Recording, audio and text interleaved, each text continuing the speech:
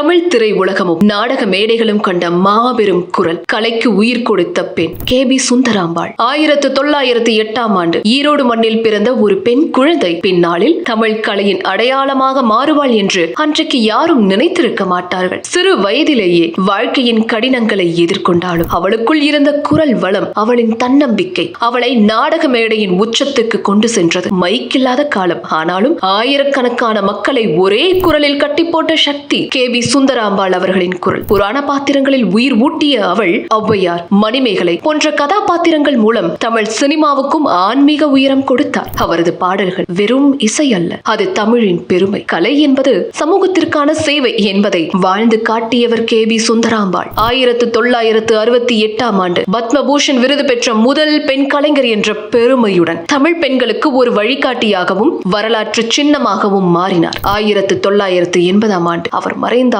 அவரது குரல், அவரது தமிழ், அவரது கலை மரபு தமிழர்களின் இதயங்களில் ஒலித்துக் கொண்டே இருக்கிறது. இந்த மாதிரி ஈரோடுடைய ஹிஸ்டரி, தொழில்முறை, சுற்றுலா தலம், அரசியல், ஈரோடு மக்களின் வாழ்க்கை முறை சம்பந்தப்பட்ட விஷயங்களை உடனுக்குடன் தெரிஞ்சுக்க நம்ம வாய்ஸ் ஆஃப் ஈரோடு சேனலை ஃபாலோ பண்ணிக்கோங்க.